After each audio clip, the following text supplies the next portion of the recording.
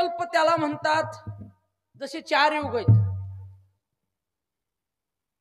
कृत, त्रेता, द्वापार, कली. 4 युगाची एक जर चक्र पूर्ण झालं त्याला काय म्हणतात? चौकडी म्हणतात. 4 युगाला गेल्यानंतर चौकडी म्हणतात. अशा चौकड्या 1000 वेळेस जातात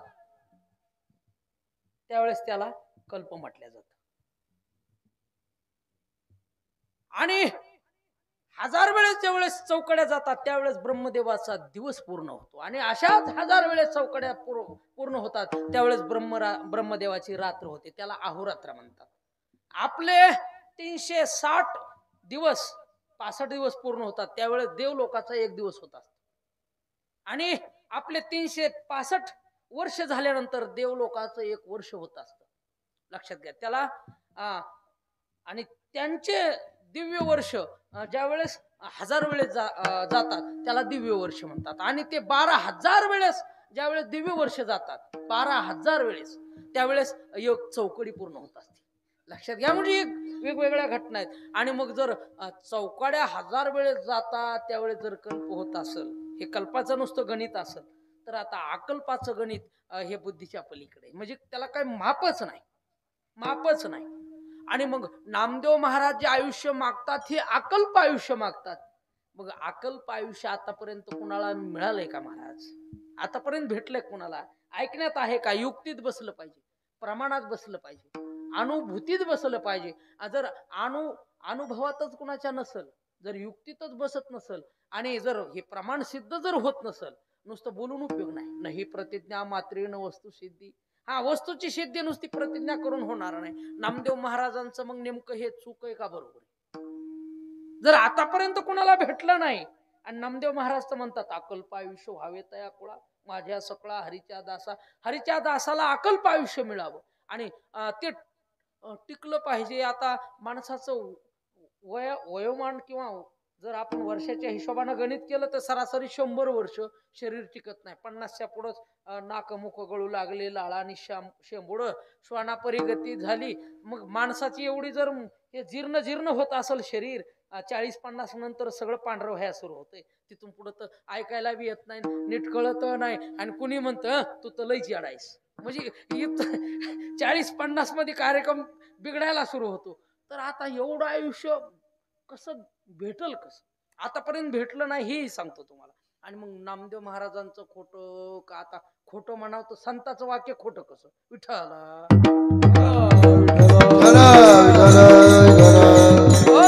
नामदेव महाराजांचा एक अभंग आहे. म्हटले कुणाकुणाला किती आयुष्य भेटलं होतं याचं कालमापन या ठिकाणी नामदेव महाराज म्हणतात. अरे मना तू शोक करीसी किती, हे तो वायाची धन संपत्ती, आयुष्य भविष्य नाही तुझी हाती, अवघे अंती वाया जाय जने. अरे मना तू शोक करीसी किती, हो अरे मना तू शोक करीसी किती. या अभंगात कुणाला आयुष्य किती मिळालं याच या ठिकाणी गणना दिली नाना. तर आयुष्य कुणाला किती मिळालं? तुम्हाला हिरण्यकश्यपू माहिती महाराज, बरोबर? हिरण्यकश्यपूला आयुष्य किती मिळालं होतं बघा. ऐका, वही पेन असलं तर बघा, जर सापडलं गणित तर करा. काय आता इथं हुशार दिसालेत माऊली. बघा हिरण्यकश्यपूचं आयुष्य किती सांगतो.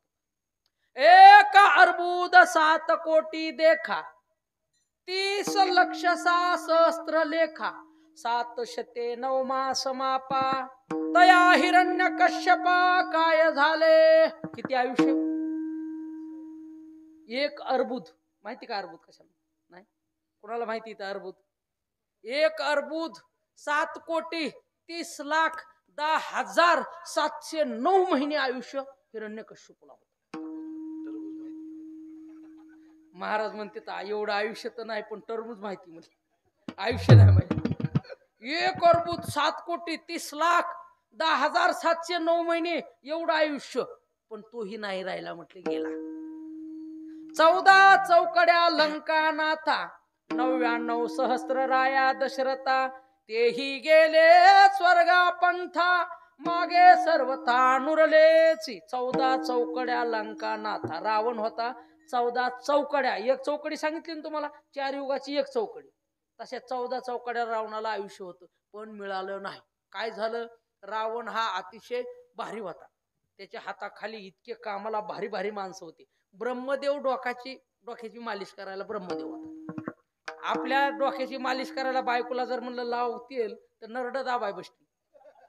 म्हणजे बायकोच आपली ऐकू शकत नाही, तर ब्रह्मदेवाचा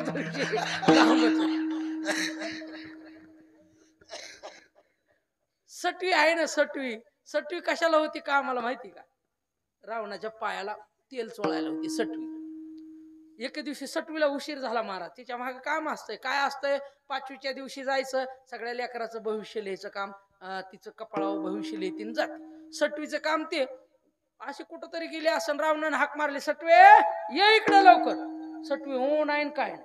सटवे 4-5 हाका मारल्या, पुन्हा ओ म्हणली पळत आली. महाराज बाहेर गेलती. आता रावणाचा दरारा म्हणजे काय साधा होय.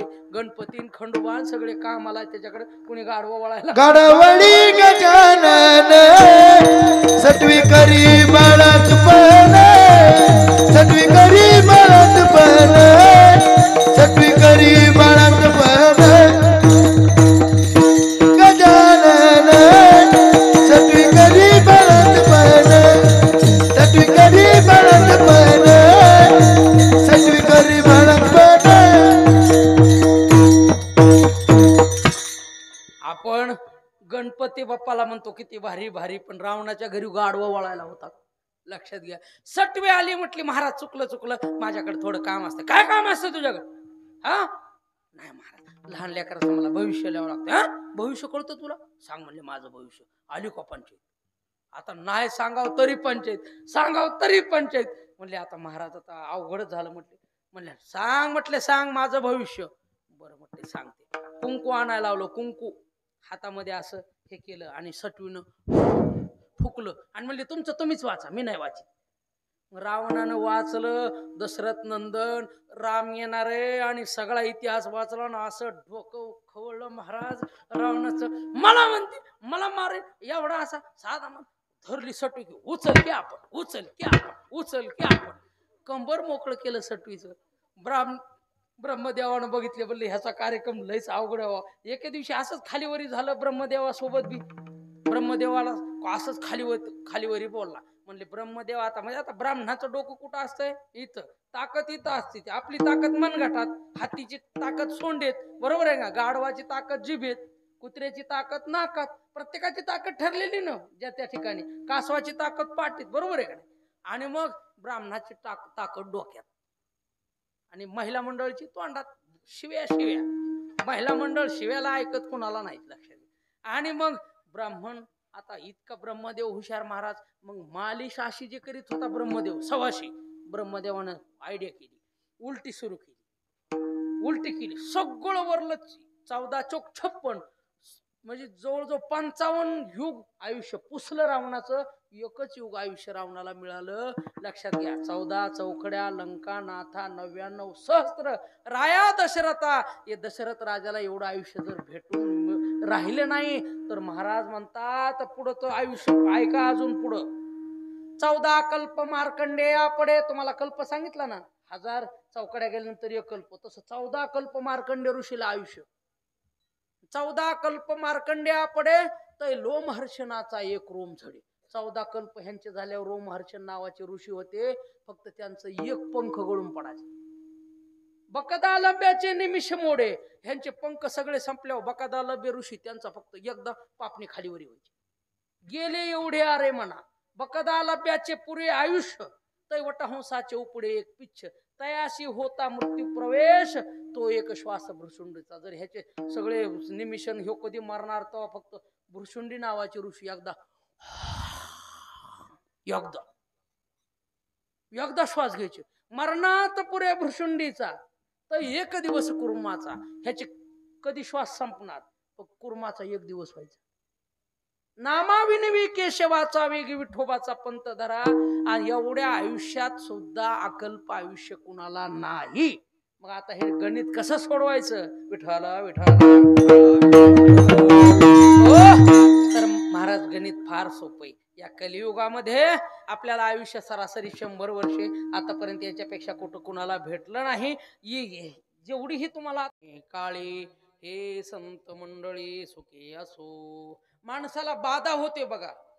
महाराज म्हणतात कल्पनेची बाधा आतापर्यंत किती वेळेस सगळ्या बाधात, अविद्येची बाधा, कुतर्काची बाधा, संशयाची बाधा, भूत बाधा होत ना का माणसाला होते. एक माणूस असा होता, झाले आपल्याकडे फक्त 7 मिनिटं. एक माणूस असा होता की तो स्वतःला इतका असा मोठा समजत होता, माझ्यासारखा पहिलवान कोणी नाही, माझ्यासारखा एवढा शूरवीर कोणी नाही, या गावात फक्त मीच म्हटले पठ्ठ्या. माझा घाबरत नव्हता कशाला. आणि त्या गावात असं एक होतं बघा, 1 किलोमीटर वरती असा दरा होता आणि तिथं मोठं वडाचं झाड होतं. आणि अशी प्रथा होती की त्या वडाच्या झाडाखाली, ऐकताय ना, भूताचा गोंधळ भरतो, भूत नाचतात, भूताचा गोंधळ भरतो.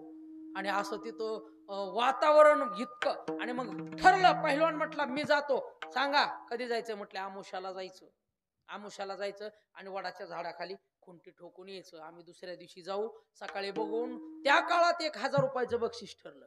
आणि हा पहिलवान महाराज रांगडी गडी हातात ती खुटी घेतली, इथूनच दगड घेतला, ताड ताड ताड ताड ताड ताड ताड करत निघाला. जवळ आली दरीत उतरला. आणि आता माणसाच्या मनात कितीही भारी असला तरी मनात काहीतरी चक्र चालू राहत. भूत तर नसतंय, मान्य आहे म्हटलं, भूत तर नसतंय, पण असलं तर झाले. संशयानं प्रवेश केला, असलं तर. म्हणून ह्यानं शस्त्र उगारून ठेवलं, शस्त्र काढलं, राम राम राम राम राम राम राम राम राम राम राम राम. महाराज ताड ताड चालत गेला, जवळ गेला आणि सुर सुर काय वाढलं, राम राम राम राम राम राम राम राम. आता थर थर थर सुरू करू झाले, पाय थर करू लागले. काय असं भीतीत एकदा वातावरण झालं का माणसाचा कार्यक्रम बिघडतो.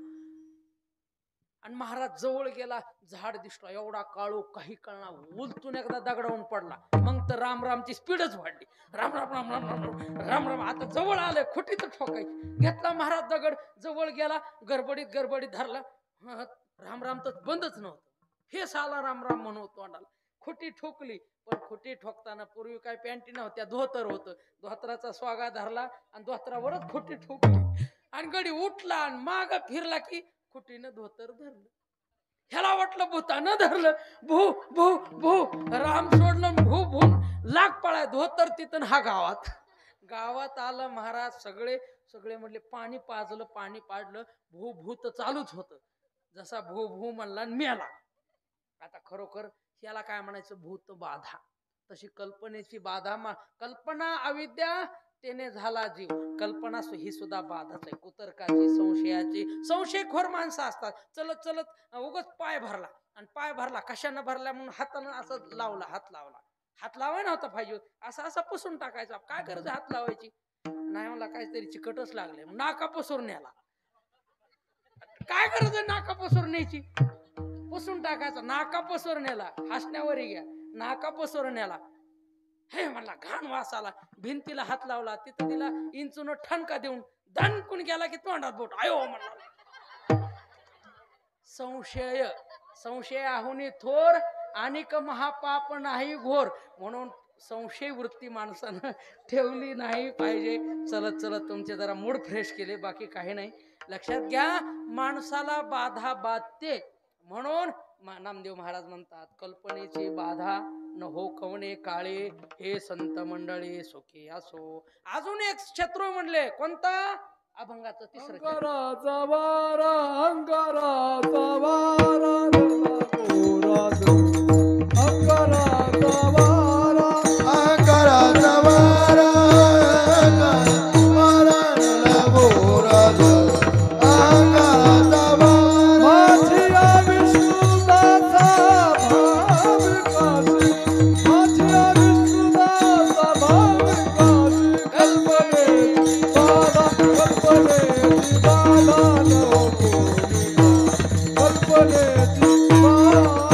माझ्या